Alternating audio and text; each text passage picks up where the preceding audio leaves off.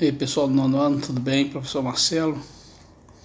Eu espero que vocês estejam se cuidando desse período difícil que nós estamos vivendo, mas é um período necessário. Então, nós vamos trabalhar, vocês já sabem, de uma maneira diferente por enquanto, até podermos voltar às atividades normais e para que a gente não perca parte do nosso ano e parte do conteúdo que vocês precisam. Eu enviei para vocês um vídeo pequeno e um texto que fala sobre a hegemonia europeia. Queria pontuar algumas situações para vocês. Repara assim a minha falta de dicção, porque eu não estou acostumado com essa situação nova, então eu pontuei algumas situações aqui onde nós vamos abordar bem rapidamente esse assunto. A hegemonia. Primeiro vamos falar sobre a palavra hegemonia. No primeiro dia de aula e segundo, nós tratamos mais ou menos nesse termo hegemonia. Hegemonia quer dizer que quando não há um antagonismo de ideias, quando não há uma pluralidade nas ideias, pode ser em qualquer campo, nas ideias culturais, religiosas, políticas e econômicas, onde existe só um discurso, onde existe somente uma posição, nós tratamos isso como hegemonia. Por exemplo, a hegemonia ela pode ser cultural, essa hegemonia pode ser imposta ou sutilmente apresentada para você, sem que você perceba, você acaba fazendo parte dessa cultura, ou ela pode ser imposta, como se fosse goela dentro. A hegemonia econômica, da mesma forma, nós temos exemplos no mundo, um claro exemplo dos nossos dias são os países que nós temos na Europa, a zona do euro, e na América o poderio econômico americano. Porém, essa hegemonia ela tem sido, como eu posso dizer para vocês, colocada, apresentada para as nações. Esses países que detêm certo poderio econômico, cultural, político, eles apresentam, e essa apresentação acaba convencendo outras nações a participarem do mesmo conceito que eles pregam. No passado, como vocês sabem, o berço do poder no planeta era a Europa. O que ocorreu naquele período? A Europa detinha no mundo o poder econômico, o poder político, o poder cultural e o religioso também, vamos dizer assim, por conta da religião cristã. Quando os europeus partiram para a conquista do mundo, vamos dizer assim, no século XVI, eles começaram a pregoar, a espalhar, a impor o seu modo de vida às outras nações da Terra. Nós temos exemplos claros no nosso país. Eu enviei o vídeo para vocês perceberam que o sotaque da pessoa que apresentava era um sotaque de português de Portugal. O português era um português de Portugal, porém você compreende porque é a mesma língua que você fala, com alguma diferença no sotaque, mas é a mesma língua. A nossa língua foi uma imposição de Portugal nesse território que nós estamos aqui. Ou seja, a hegemonia da língua foi imposta aos habitantes desta terra, que chamava-se na época da conquista, antes de ser Brasil, era uma terra ocupada só pelos habitantes originários. Porém, no restante do planeta, a Europa foi dominando esses espaços. Ela foi ocupando espaços no mundo onde ela não respeitava as origens das pessoas que lá habitavam, as suas culturas, o seu modo de vida. Então, foi uma hegemonia meio que imposta. Você não teve respeito às suas tradições. Eu pontuei aqui, mais ou menos, para eu poder me guiar, que a Europa ela dominava o mundo no final do século XIX e início do século XX.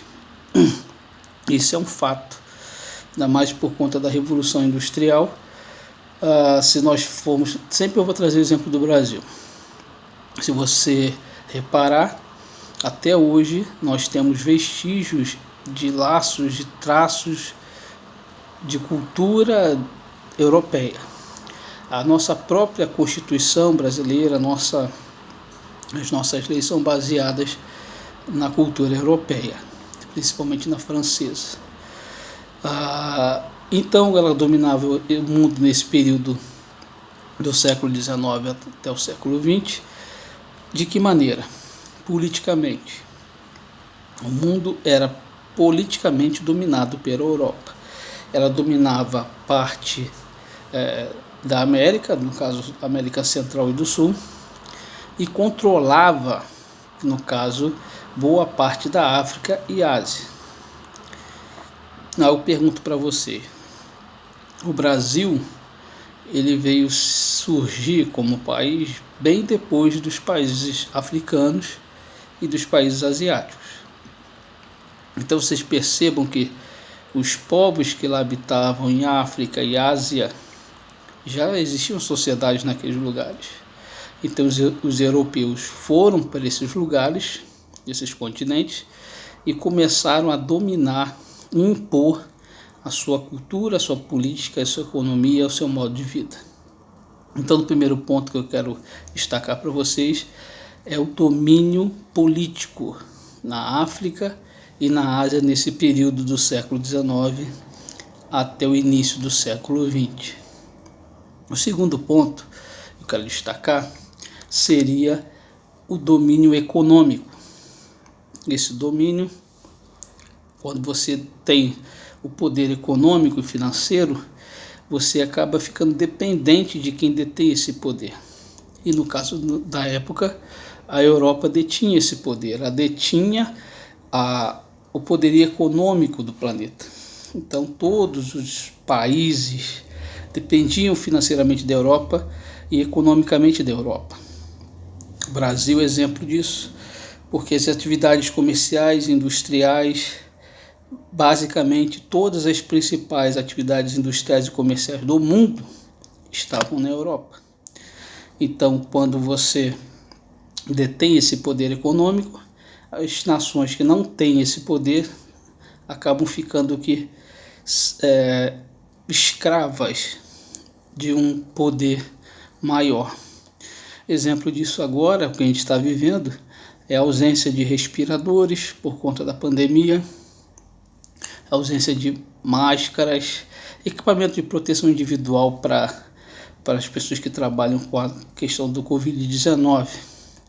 Quem detém esse poderio econômico industrial colocou o mundo nas suas mãos. Ou seja, no momento a China tem dominado esse cenário e o mundo tem dependido da China economicamente. Não é o cenário de ontem, no caso da Europa, é o cenário de agora. A geopolítica ela vai modificando. A geopolítica, conforme o tempo passa, as fronteiras se alargam, as fronteiras se encurtam, as hegemonias vão avançando, muda-se a hegemonia anterior pela que está no momento, mas isso não é o assunto que a gente vai tratar agora, só para vocês terem uma noção. E o terceiro aspecto seria o aspecto demográfico, ou seja, a demografia, a população europeia, ela era nesse período o continente mais povoado do planeta, e com as maiores cidades, as populações maiores, e populações dispostas a emigrar para outros continentes. A população estava como se fosse sobrando, vamos dizer, na Europa, e existiam terras para poder serem ocupadas, terras que a Europa estava conquistando. Então essas terras seriam a África e parte da Ásia, e no caso da América Central e do Sul. Mas no nosso assunto aqui principal seria a África e a Ásia, a ocupação e a divisão de África e Ásia. E o quarto ponto seria a hegemonia científica e cultural. Até 1914, a Europa detinha todos os prêmios, todas as indicações, todos os prêmios Nobel, vamos dizer assim, de ciência, de literatura, de filosofia, ou seja, era o berço da cultura, era o berço da ciência, o berço da civilização, vamos dizer assim. Então você acabava copiando porque era exemplo a ser seguido pelos pares. Então, qual é o ponto que eu vou tratar agora com vocês? Quero que vocês fixem, analisem e pensem. A hegemonia europeia, ela se deu com o avanço da conquista por busca de novos territórios que pudessem ser dominados. E esse território passou a ser dominado fora da Europa, principalmente em África e Ásia, politicamente, economicamente, demograficamente, porque a população da Europa era grande, poderia ocupar esses novos espaços, e científica e culturalmente. Espero que tenha ficado claro. Eu não sei se eu consigo atingir a todos, mas se tiver alguma dúvida, se coloquem lá no comentário. Participe, curtam, façam perguntas. Eu vou enviar para a professora Flávia, enviar para vocês uma atividade para vocês responderem e me enviarem por e-mail ou pelo Messenger a resposta. E tudo que vocês fizerem será anotado como participação, que vocês estão envolvidos nesse novo método de aula que a gente tem que desenvolver, e que sem vocês fazendo parte dessa aula, o meu trabalho vai ser em vão, o trabalho de todos da escola vai ser em vão. Então, se vocês não se envolverem, nós vamos estar falando somente para alguns, e essa não é a intenção. A intenção é que todos sejam alcançados. Aqueles que não puderem acompanhar virtualmente, remotamente, podem ter certeza que vocês não vão ficar deixados de lado.